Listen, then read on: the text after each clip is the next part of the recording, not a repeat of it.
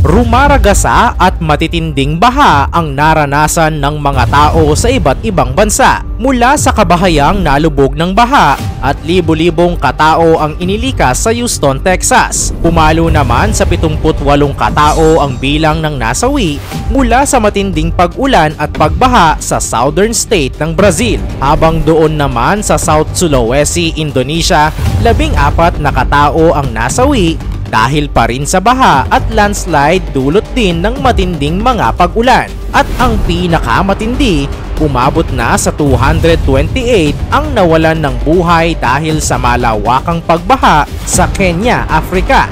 Bakit dumarami ang matitinding baha ngayon? Ito nga ba ay natural na kalamidad lamang o ito ay mula sa hagupit at ganti ng kalikasan? Ang matitinding pagbaha sa iba't ibang bahagi ng mundo, yan ang ating aalamin.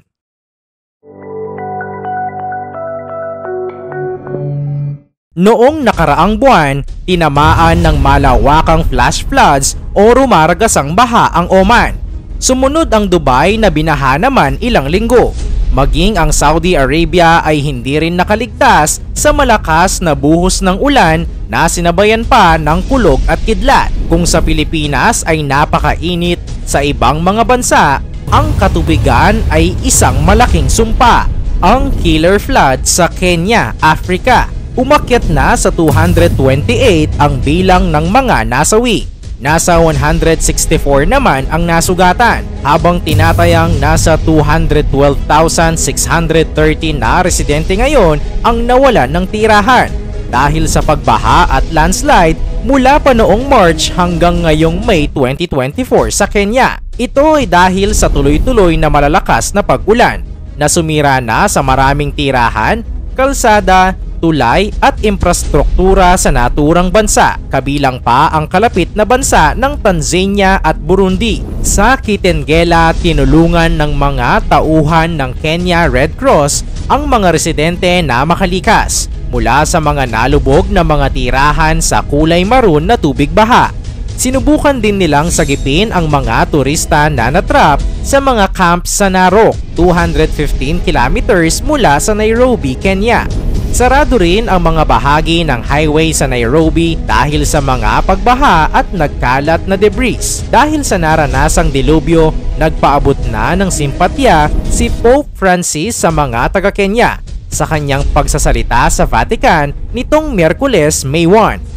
Ang matinding baha sa Brazil, umakyat na sa 78 ang bilang ng mga nasawi, habang mahigit 115,000 na katao naman ang na-displace bunsod ng malawakang pagbaha dulot ng matinding pag-ulan sa southern state ng Rio Grande do Sul sa Brazil. Tumulong naman na ang mga volunteer na gumagamit ng bangka at jet ski at maging sa pamamagitan ng paglangoy para tumulong sa nagpapatuloy na rescue efforts. Maaaring tumaas pa ang bilang ng nasawi sa insidente dahil mayroon pang 105 na katao ang napaulat na nawawala nitong linggo. Ito ay ayon sa State Civil Defense Authority. Bunsod ng nararanasang pag-ulan sa mga nakalipas na araw, mahigit 2/3 na ang halos 500 syudad sa state na may border ng Uruguay at Argentina na nag-iwan ng mahigit 115,000 katao na na-displace. Napinsala din sa baha ang mga kalsada at tulay sa ilang mga syudad. Nagdulot din ng landslide ang mga pag-uulan at bahagyang pagguho ng isang dam sa maliit na hydroelectric power plant. Mahigit 400,000 na katao nitong linggo ang walang supply ng kuryente at halos 1/3 ng populasyon ng estado ang walang supply ng tubig. Namataan naman ng isang helicopter ang mag-asawa habang nasa bubong ng isang bahay.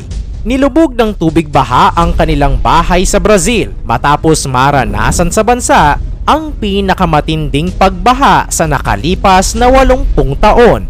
Lubog na kabahayan at kalsada sa Houston, Texas. Dahil sa ilang araw na malakas na ulan ay nagdulot ng malawakang baha sa northeast ng Houston, Texas. Umabot na sa mahigit 1,000 katao ang apektado na kung saan daan-daan ang nasaktan. Itinuturing na abnormal ang nangyaring pagbuhos ng malakas na ulan dahil kasalukuyan ay spring season pa lamang sa bahagi ng Texas. Kaya't hindi handa ang mga tao dito at hindi din masyadong nakapag-abiso ang mga otoridad hinggil sa pagbaha. Nasa 224 na katao ang nailigtas dahil sa malawakang pagbaha sa Harris County, Texas. Napilitang ilikas ang mga residente dahil sa pag-apaw ng ilog na nagresulta sa paglubog ng mga kabahayan at kalsada. Nagbabala pa ang mga otoridad na baka tumagal pa ng ilang araw ang nasabing malakas na pag-ulan. Ang matinding baha sa China. Nangyari ito noong May 1 sa Guangdong Province sa China. Isang masiglasanang pagsalubong sa May Day holiday. Isang normal lamang na araw sana at bakasyon. Ngunit biglang bumigay at bumagsak ang highway. 23 na mga sasakyan ang nahulog at natabunan na nauwi sa pagkamatay ng 48 buhay. Bandang May 2, umabot na ang death toll sa mahigit 51. Kabilang na dito ang mga biktima na hindi pa rin makilala. Marami kasi sa mga nasawi ay nahulog ang mga sasakyan at natabunan ng lupa. Pahirapan ang naging search and rescue. Huwebes ng umaga nang dumating ang team kasabay ang mga construction cranes at excavators. Dahan-dahan at naging maingat ang pag-rescue. Sensitibo at malambot pa kasi ang lupa na mas dumagdag sa hirap ng pag-rescue. Ito ay dahil pa rin sa halos isang buwan na hindi mapigilang pag-ulan. Ang ulan na ito sa probinsya ng Guangdong ay naging dahilan ng iba't iba pang mga trahedya sa iba't ibang lugar. Mahigit 110,000 ang mga taong inilikas dahil sa lumalala at delikadong baha. Samantala, doon naman sa South Sulawesi, Indonesia, 14 na katao ang nasawi habang nasa 115 na iba pa ang inilikas na dahil pa rin sa baha at landslide dulot din ng matinding mga pag-ulan. Bakit tila matindi ang pag-ulan, pagbaha at init ng panahon ang nararanasan ng mga tao sa iba't ibang bansa? Paliwanag ng mga eksperto, ito ay dahil sa climate change. Sa kasalukuyan, tumataas ang kabuuang temperatura ng mundo ng higit sa 1.2 degrees kada taon. Dahil sa init na ito, tumataas din ang moisture o halumigmig sa hangin. Sa kada 1 degree Celsius kasi na pagtaas ng temperature, kaya nitong magtaglay ng higit sa 7% ng moisture na siyang dahilan kung bakit mas maraming ulan ang nabubuo.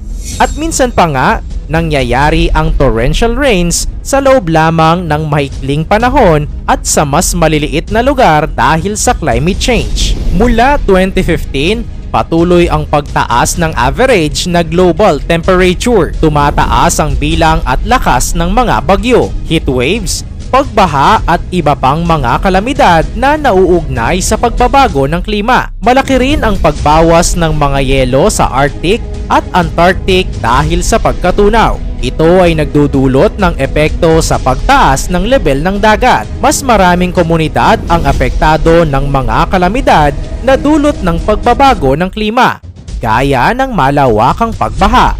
Dahil sa sunod-sunod na mga sakuna na naranasan sa iba't ibang bahagi ng mundo sa nakalipas na linggo at buwan, hindi may iwasan na magtanong tayo kung bakit ito nangyayari. Ito nga ba ay 100% na mula sa kalikasan? Marahil ang sunod-sunod na dilubyong ito sa ibang mga bansa ay di maikakailang ang isa sa dahilan ay sa kamali ang ginagawa ng tao. Mga ilegal na gawain, mapanlamang na pagkontrol sa teritoryo at mapang-abusong ginagawa sa kalikasan. Kaya ang patuloy na pag-init ng mundo o global warming at climate change ay matagal ng issue sa ating lahat. Kaya ang ganti ng kalikasan, malupit at walang patawad.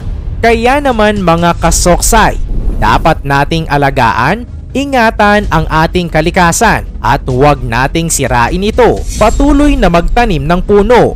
Ikaw, ano sa tingin mo ang dahilan bakit matindi ang kalamidad na nangyari sa iba't ibang lugar sa mundo?